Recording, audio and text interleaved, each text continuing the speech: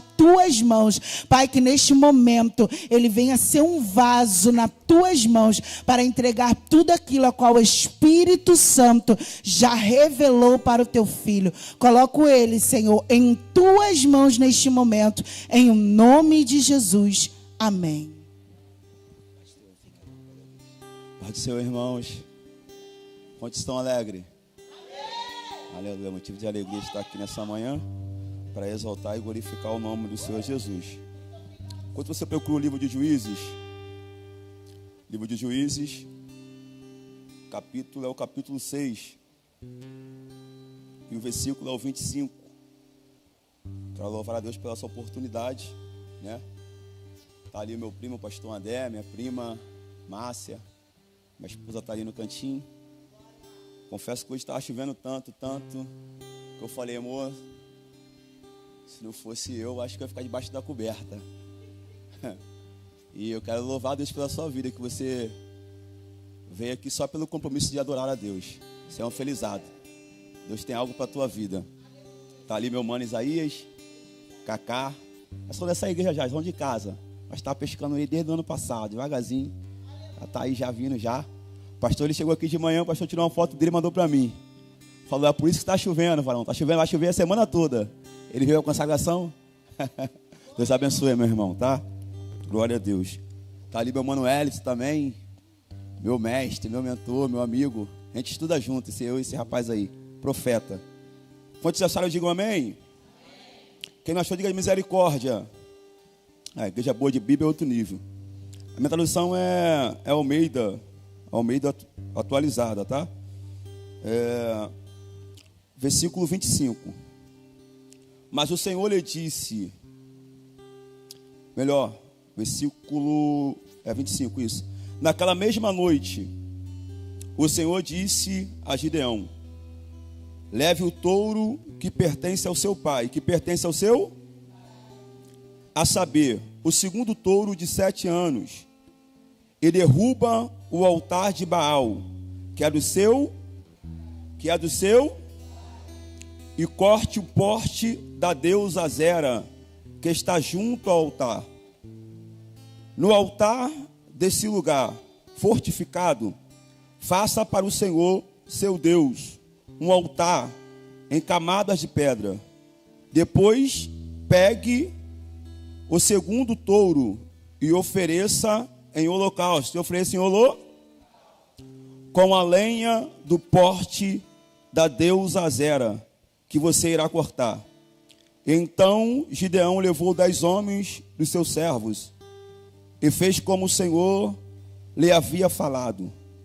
Mas porque teve medo da casa de seu pai e dos homens daquela cidade, não o fez de dia, mas fez de... Feche os teus olhos. Deus, queremos te glorificar uma vez mais. Obrigado, Senhor, pela oportunidade de estar aqui nesta manhã, Senhor. Pai, sabemos a importância que é começar o ano consagrando a nossa vida a Ti, a nossa casa a Ti, o nosso ministério a Ti.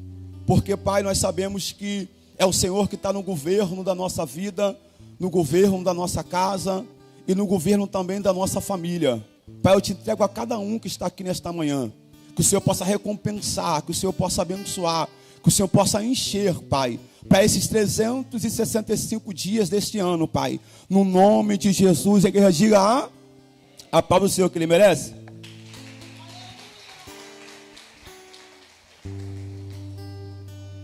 Eu olhei lá de baixo, para cá para cima, achei que o Hélio tinha cortado o cabelo. Deus abençoe, meu irmão.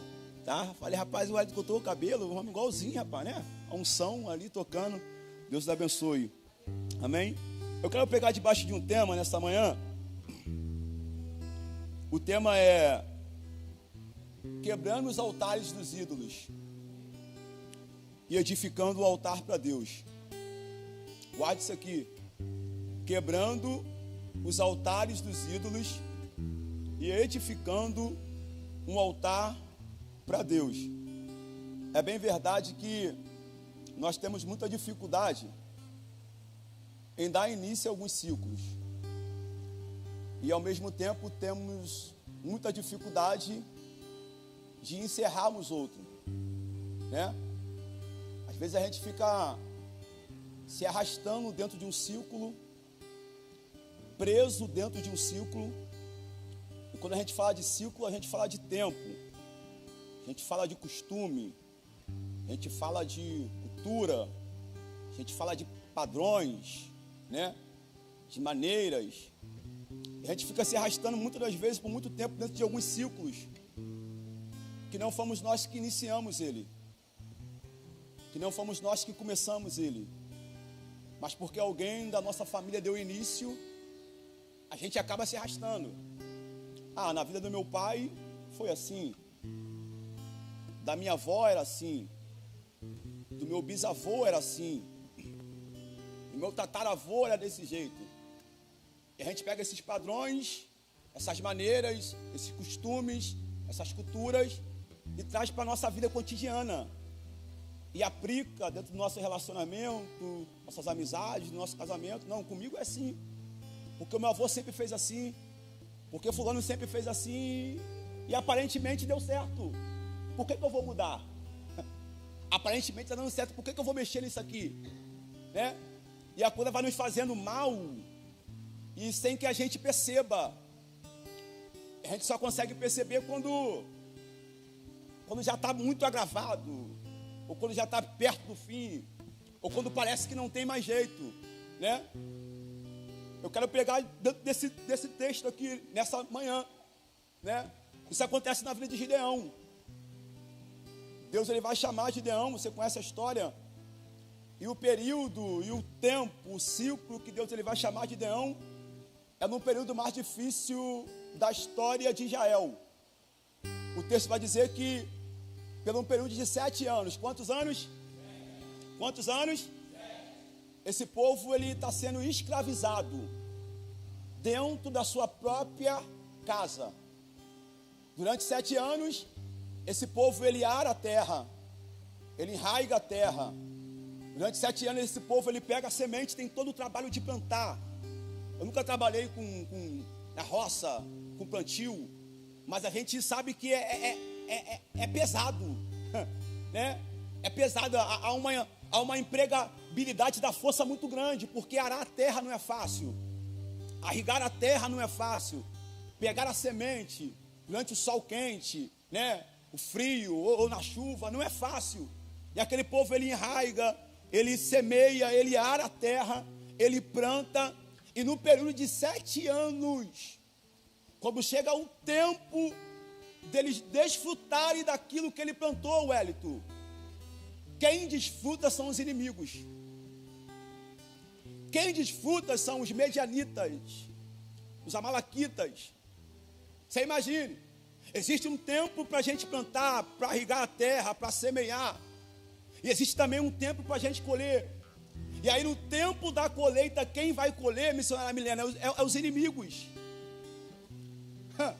O texto vai dizer que com isso, Israel empobrecia.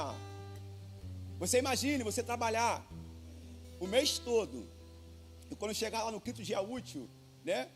Que é aquele dia que a gente fica mais feliz, né? É o quinto dia útil, dia de receber, e chegar lá o teu pagamento não estiver lá. Imagine, outra pessoa desfrutar do teu pagamento. Era nesse período, era nesse ciclo que Israel estava vivenciando, estava vivendo. E aí o texto vai dizer que por conta disso, por conta desse período, alguns israelitas já haviam abandonado as suas casas, abandonado as suas terras. Alguns haviam ido morar em cavernas, né? Que havia cavado nas montanhas, se escondendo dos medianitas, porque eles não só pegavam do seu plantio, eles não só colhiam o seu fruto, mas eles tinham o prazer de destruir toda a terra, todo o arado. Eles tinham o prazer de queimar as casas, porque a ideia dos medianitas aqui não é só humilhar, a ideia dos medianitas aqui não é só envergonhar, a ideia dos medianitas aqui é também destruir tudo aquilo que eles haviam construído. 7 anos. preso. 7 anos vivendo esse período. Aí diz o texto que alguém vai se levantar para clamar, e eu gosto disso. Alguém vai se levantar para clamar.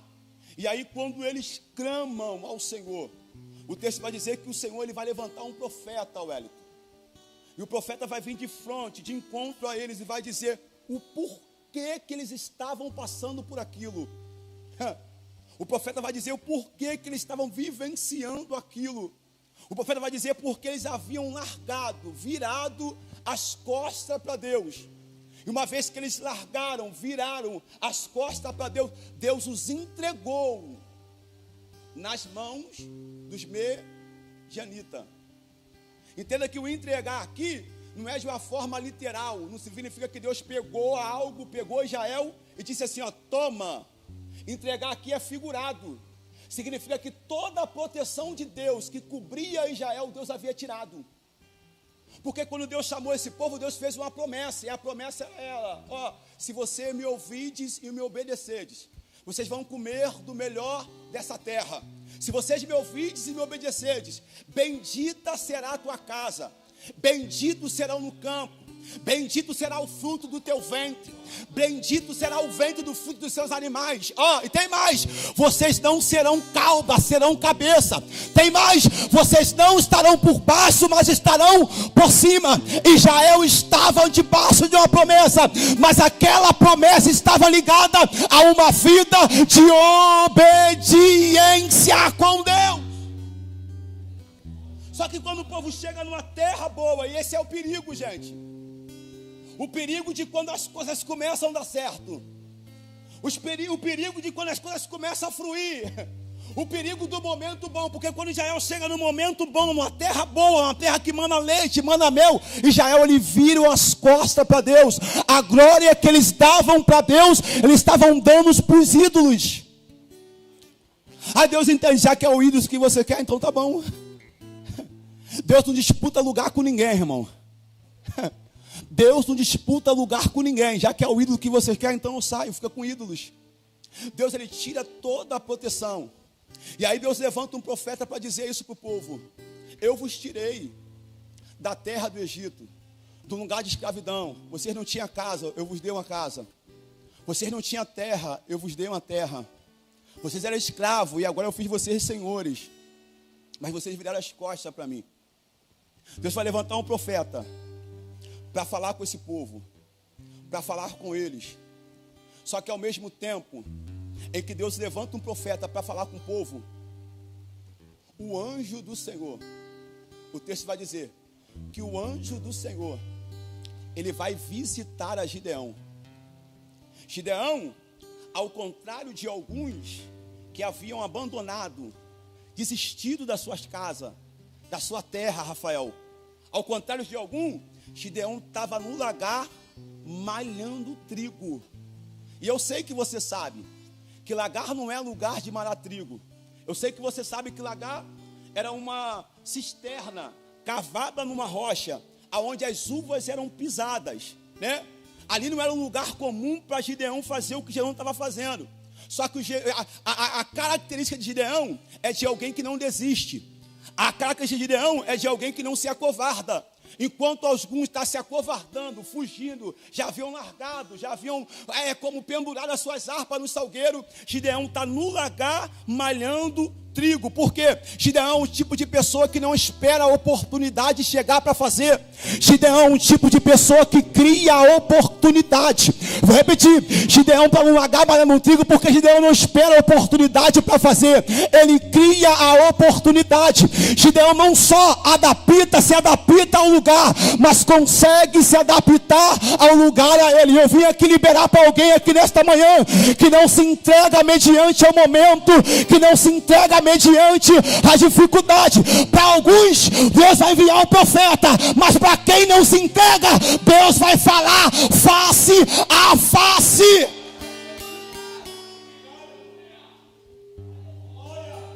Para quem não se entrega, Deus fala face a face. Para quem se acovarda, para quem foge, Deus vinha o profeta. E para quem não se entrega, Deus fala face a face. Gideão está num lagar malhando trigo, é impróprio. Eu gosto de Gideão, Porque num lugar impróprio, ele faz o improvável. É pessoas assim que Deus procura. É pessoas assim que Deus está atrás, né? E ainda tem aquele que levanta: quem é esse aí que chegou agora? Quem é essa daí que apareceu do nada? Quem disse que chegou agora? Quem disse que apareceu do nada? Enquanto você estava se acovardando, ele estava lá no lagar malhando trigo, ninguém estava vendo. Enquanto alguns estavam fugindo, estava no lagar malhando trigo, enquanto ninguém estava vendo.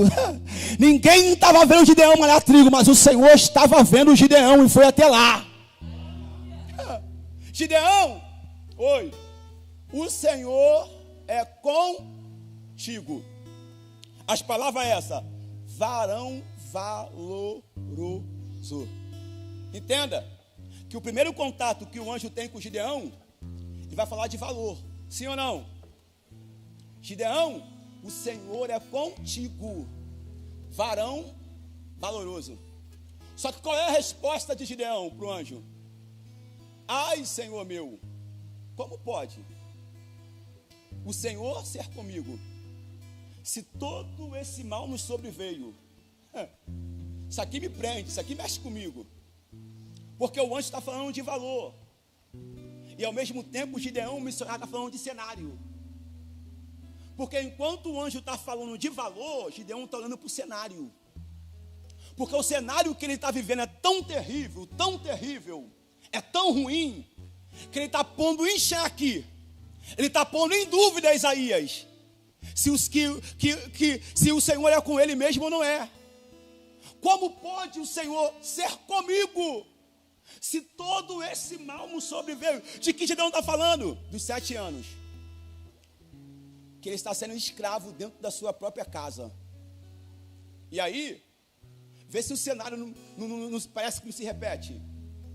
Porque Israel veio de um tempo de escravidão. Passou um tempo de escravidão, se não me falha a memória, 400 anos sendo escravizado no Egito. Só que o cenário aqui, ele parece que é o mesmo, mas não é. Porque uma coisa é você ser escravo no Egito, outra coisa é você ser escravo dentro da sua própria casa. E eu não sei o que dói mais na gente, o que é pior, ser escravo fora ou ser escravo dentro.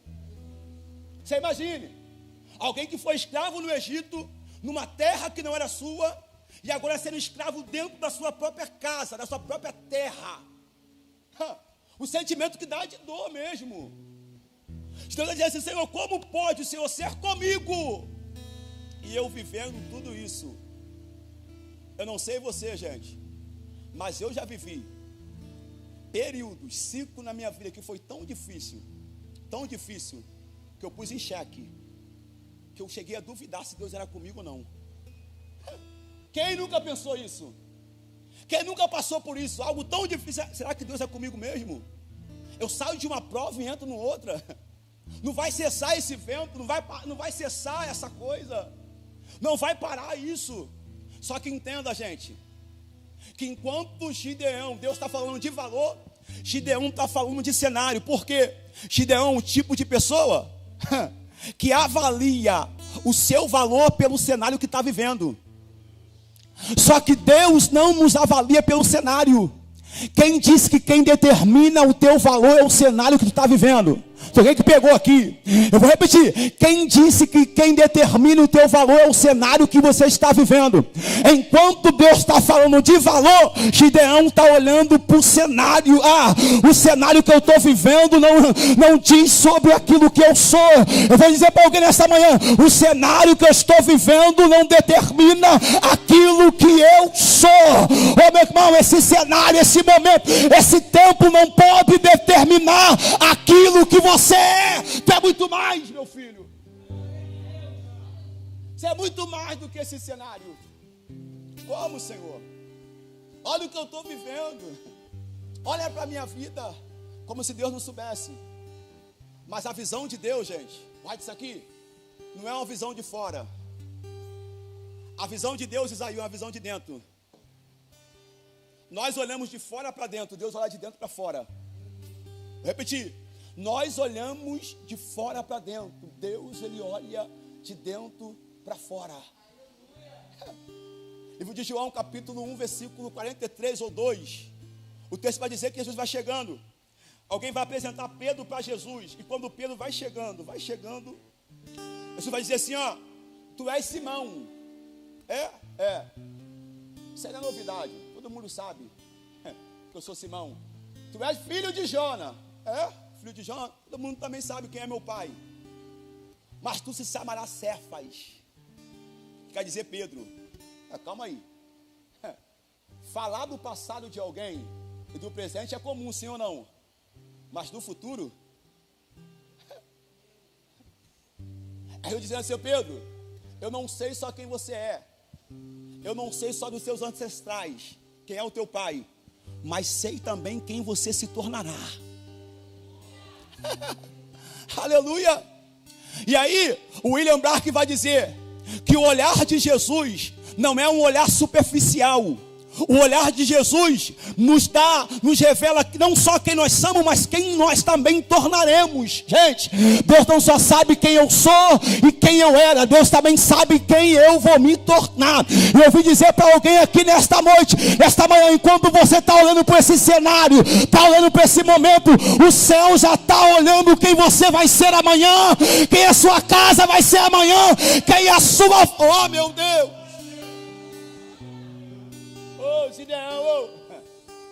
Gideão, se desprende hoje, Gideão, desse cenário, vai. Se desprende hoje desse momento, vai, se desprende hoje. Você é muito mais. Você é muito mais. O texto vai dizer, que o anjo vai dizer para ele, vai. Porque é você que vai livrar esse povo.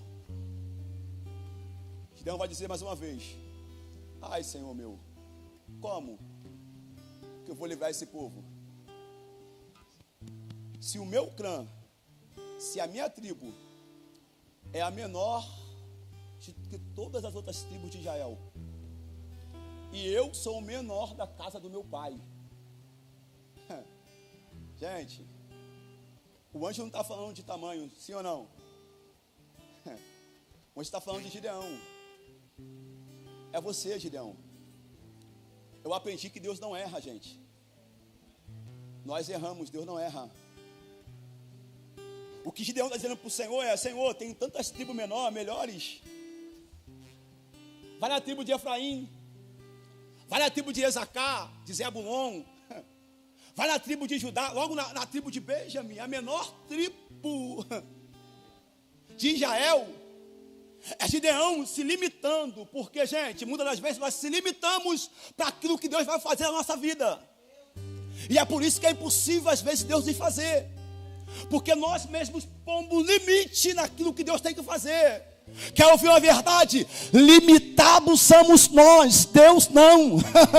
Eu vou repetir, limitados somos nós, Deus não. Eu vou dizer para alguém nesta manhã, para de se limitar para aquilo que Deus tem para fazer na tua vida. Aleluia. Para de olhar para o teu tamanho, para de olhar para a tua força. Quem disse que Deus precisa de muito para realizar? Quem disse que Ele precisa de você para realizar? Para de se limitar. Oh, meu Deus. Meu Deus, para de se limitar, para de se limitar. Quem gosta de trabalhar com muito somos nós. Quem gosta de quantidade somos nós. Quem gosta de coisas grandes somos nós. Deus não. Deus ama pegar as coisas pequenas, porque do pequeno Ele faz grande. Ele guarda das poucas coisas, porque das poucas Ele faz o muito. Gideão está se limitando. Senhor, olha o tamanho da minha tribo. Olha o tamanho do meu clã. Gideão está preso a uma opinião alheia. Gideão está preso a um pensamento que os outros têm. A minha tribo é menor do que a tribo de Israel. E eu sou o menor da casa dos meus pais. Está preso àquilo que falam. E muitas das vezes a nossa vida não muda, não alavanca, porque nós ficamos presos àquilo que os outros dizem.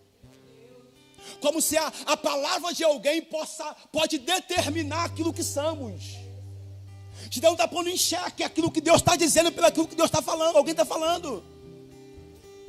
Quem disse que Deus está olhando para o tamanho da tribo? Para o tamanho de Gideão. Deus está olhando para Gideão. Aí a resposta é, Gideão, vai nessa tua força. E eu gosto de outras traduções que diz assim, ó, usa a força que você tem. Isso aqui é interessante, porque enquanto o Gideão está achando que para realizar o tipo de obra que Deus havia lhe chamado para realizar, precisava de muito mais alguém. Deus está dizendo, Gideão, eu não preciso de nada mais além daquilo que você já tem.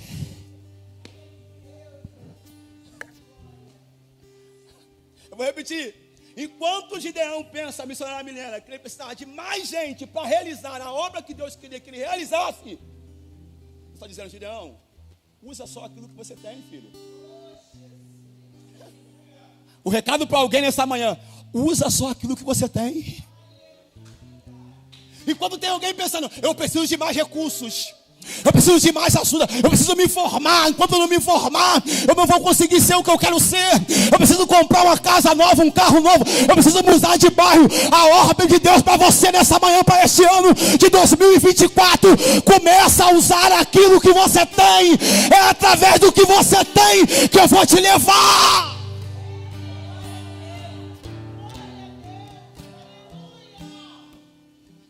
Aleluia.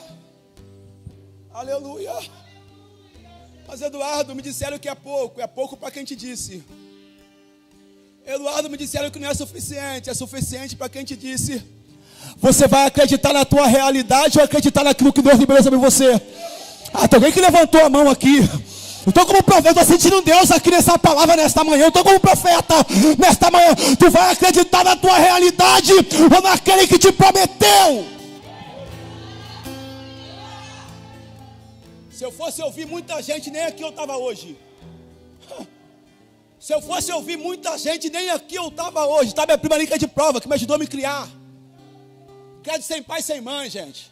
Desacreditado, desvalorizado. Eu sei que é rejeição. Mas um dia Deus se apresentou para mim como um serpente para Gideão e disse assim, meu filho, eu vou mudar a tua história, você acredita? Aleluia. Eu falei, então Senhor, eu quero, muda a minha história.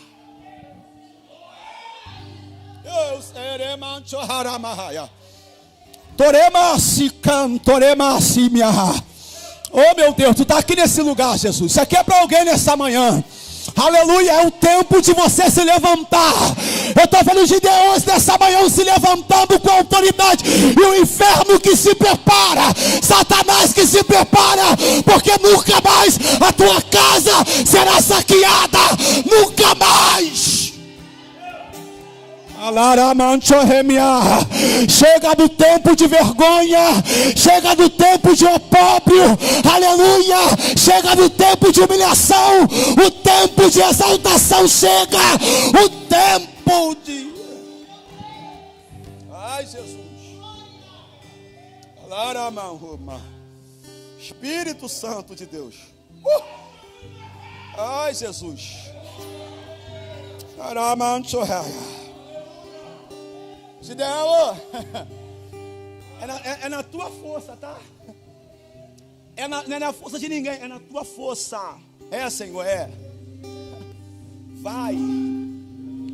Porque você sozinho será muito mais do que todos os medianitas. O texto vai dizer que Gideão vai pedir uma prova.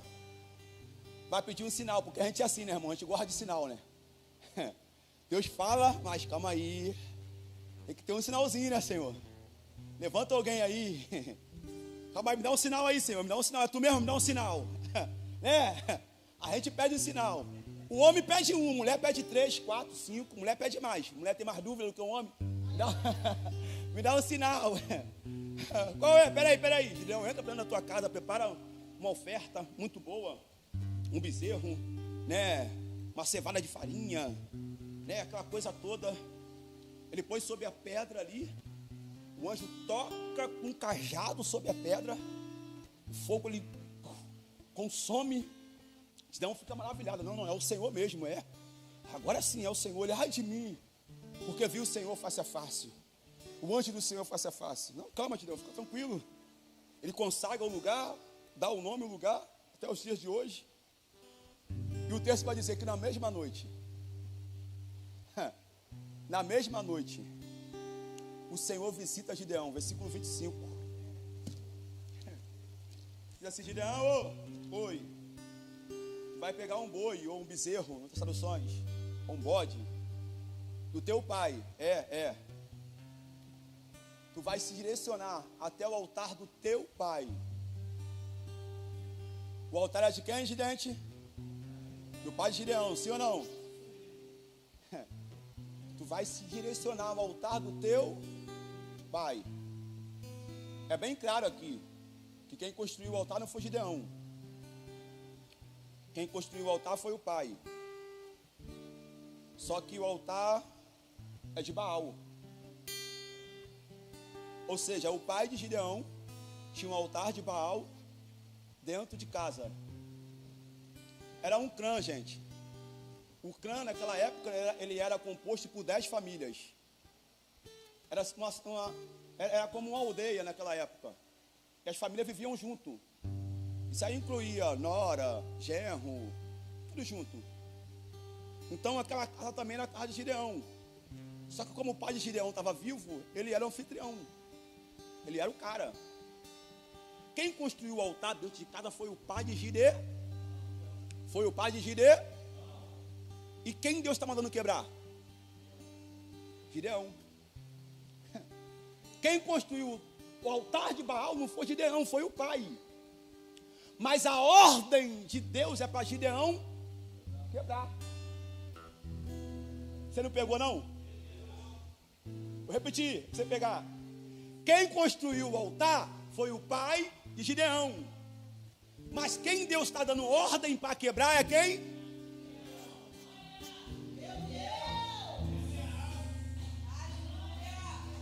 Pega isso aqui. Tem coisas que não fomos nós que iniciamos. Tem gente que pegou aqui. Mas somos nós que vamos ter que encerrar.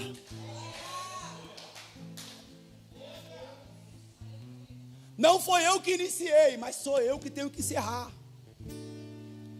Tem coisa que não foi eu que comecei, mas sou eu que tenho que terminar. Quem construiu o altar de Baal dentro da casa foi o pai. Mas a ordem para quebrar é para quebrar Gideão.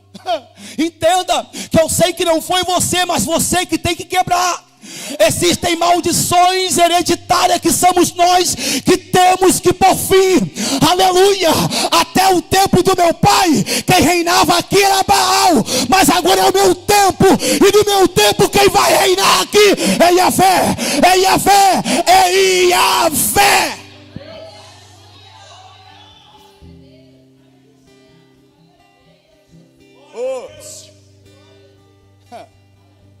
Quer começar o ano voando?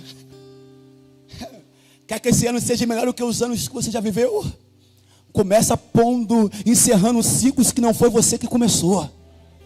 Não, calma aí. Começa quebrando coisas que não foi você que iniciou. Aleluia. Não, esse ano vai ser o maior ano da minha vida. E para esse ano ser o maior ano da minha vida, eu vou começar a cortar algumas coisas. Eu vou começar a quebrar outras coisas. Porque quem vai reinar aqui não é Baal, não é Iacera, não é Starote. Quem vai reinar aqui é Yahvé. A glória é de Yahvé. A glória é de Yahvé. Deus é específico. Oh meu Deus do céu.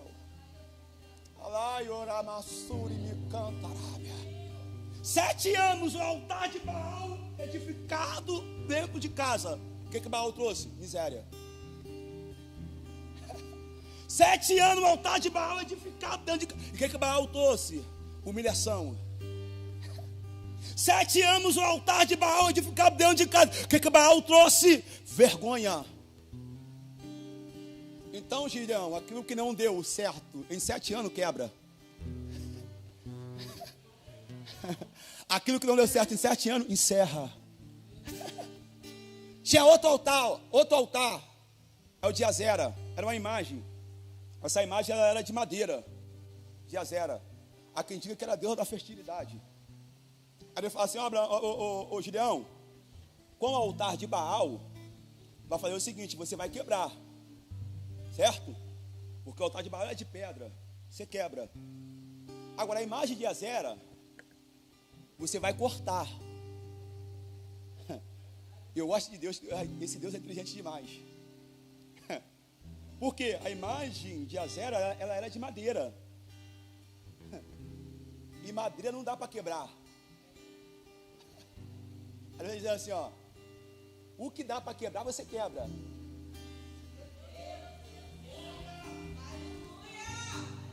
E o que não dá para quebrar, você corta. Porque tem coisa que não dá para a gente quebrar. Aí aquilo que não dá para quebrar, eu falo, corta. Eduardo, não dá para quebrar, então corta. Eduardo, não dá para cortar, então quebra. Está entendendo? Para que algum ciclo novo se inicie, a gente tem que quebrar algumas coisas e cortar outras. Está disposto a viver o novo de Deus? A viver um novo ciclo? E para que esse ciclo se inicie, tem que quebrar algumas coisas e cortar outra. Aí Deus fala assim: Gideão, no mesmo lugar que estava o altar de Baal, você vai edificar um altar a mim. Gente, olha isso aqui, gente. Não precisou mudar de lugar. Não precisou mudar de bairro. É no mesmo lugar. Eduardo, o que mudou? Algumas coisas foi quebrada e outras foi cortada. Quer ouvir uma verdade dessa manhã? Não vai precisar você mudar de casa, de bairro, de cidade. É só quebrar algumas coisas e cortar outras.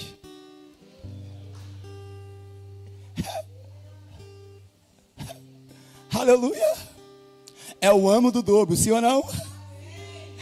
Quer viver o dobro? Então começa a quebrar algumas coisas e cortar outra. Oh, aleluia. Eu tenho uma palavra para alguém que tem mão para levantar nesta manhã. Quem tiver disposto a quebrar algumas coisas que o Senhor ordenou e cortar outras coisas, vai viver o dobro de Deus deste ano.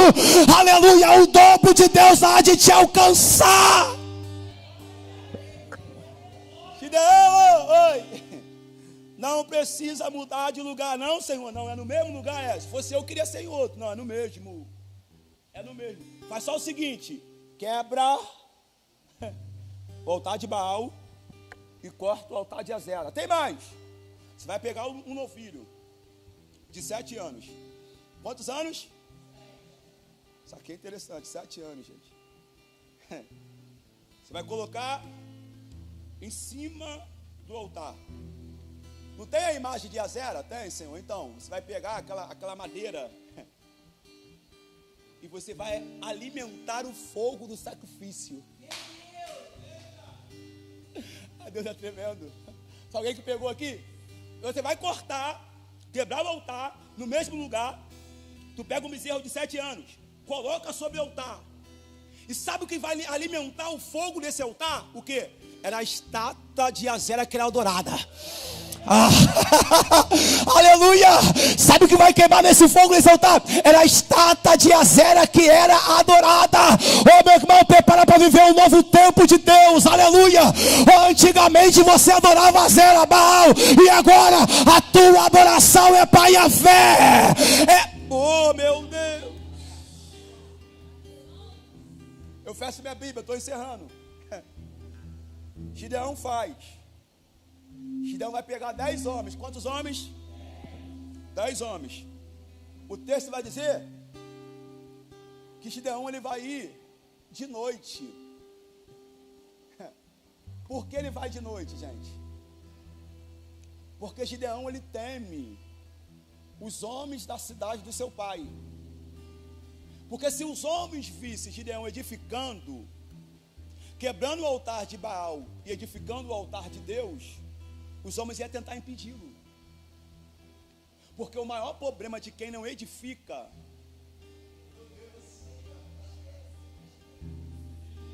a maior dificuldade de quem não edifica é ver alguém edificando. E aí Gideão é estrategista. Eu vou à noite porque à noite ninguém vai me ver. Porque a maior hora de edificar, a melhor hora de edificar é a hora que ninguém está vendo. Enquanto os homens da cidade estão dormindo, o Gideão está edificando. É você aqui nessa manhã, enquanto tem um monte de gente dormindo, tu está aqui edificando. Aleluia! E quem edifica vive o que ninguém vive. Vou repetir: quem edifica vive o que ninguém vive. Quem edifica chega aonde ninguém chega e vai aonde ninguém vai. Se prepare para ir aonde ninguém foi, chegar aonde ninguém chegou e viver aquilo que ninguém viveu. Eu ouvi uma palavra um tempo atrás e minha vida mudou. Alguém me disse: Eduardo, quer viver algo diferente? Falei: quero. Claro que não quer. Então dá algo diferente para Deus. Eu aprendi que Deus é recíproco, gente. É na medida que nós damos, Ele nos devolve. Quanto mais nós damos para Deus, mais Ele dá para nós. Quanto mais nós se aproximamos dEle, mais Ele se aproxima de nós.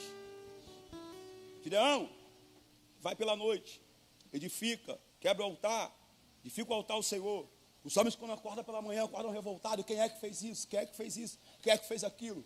Vão até o Lide, né? Joás, e ele fala: foi Gideão. Eu disse: vão matar Gideão.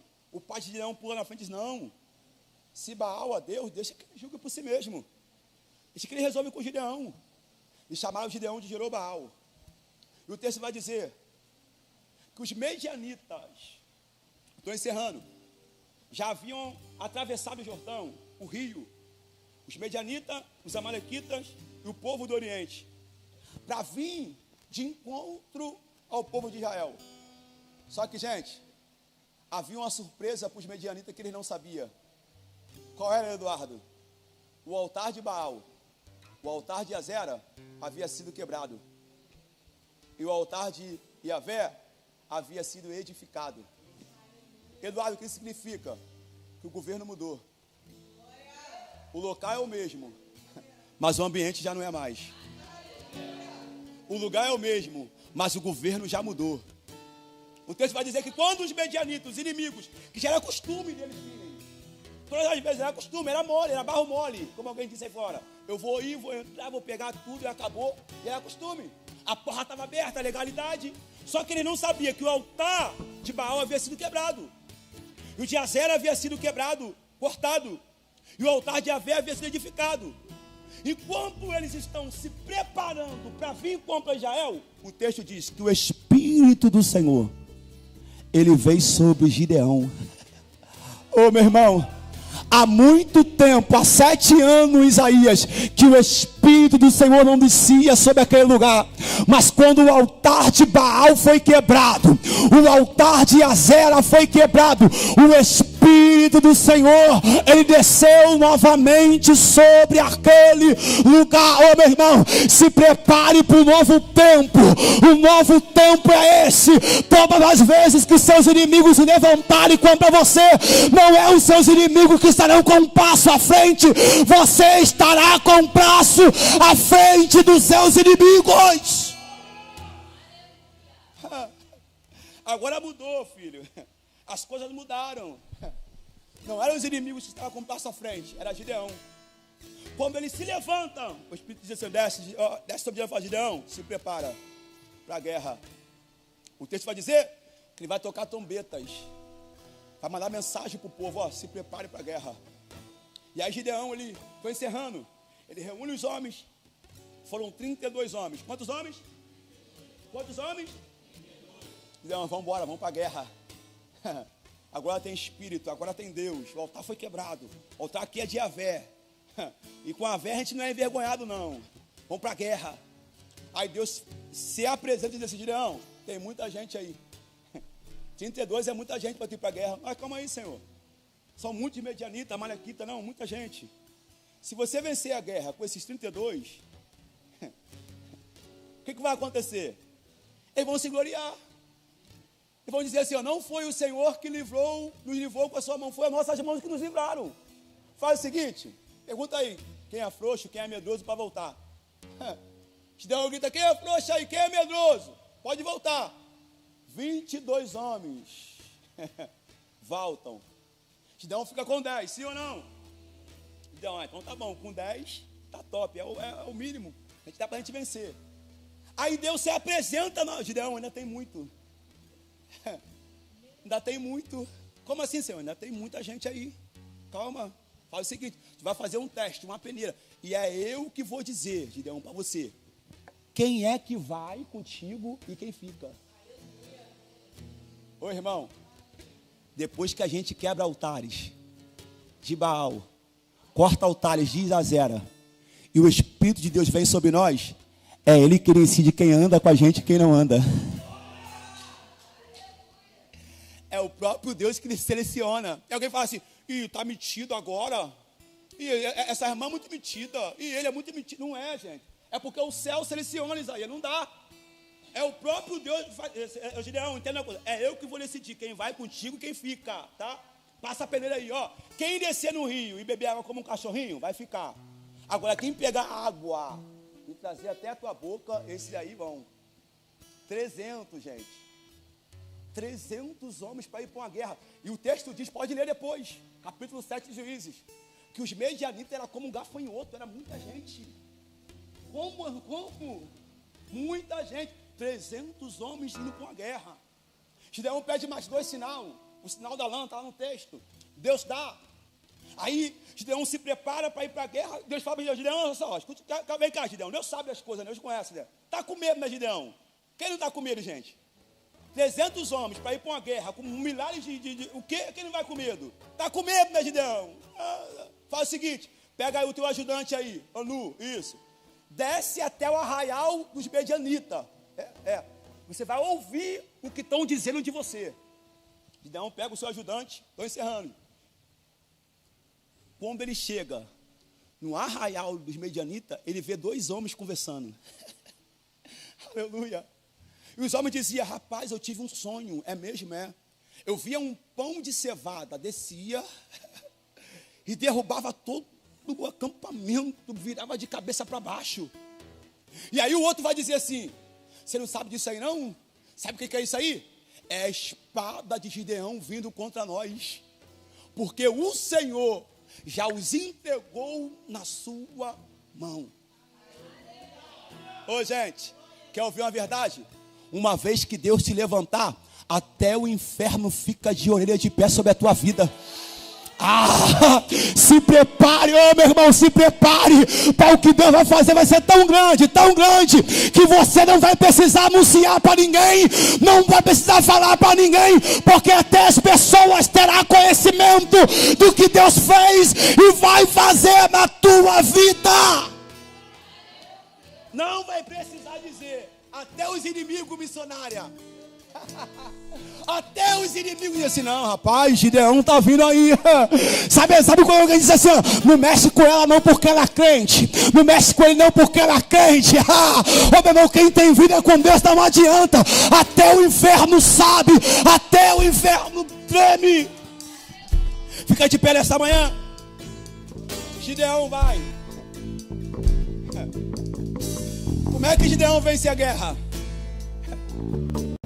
Com cântaros cheios de um lado e trombeta do outro.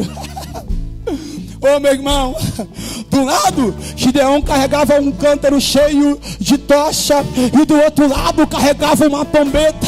E aí Gideão ele vai cantar, o Senhor é por Israel e o Senhor é por Gideão. E a confusão foi tão grande no arraial dos medianitas, que eles próprios lutavam com a sua própria espada. Eu vim aqui liberar para alguém no ano de 2024.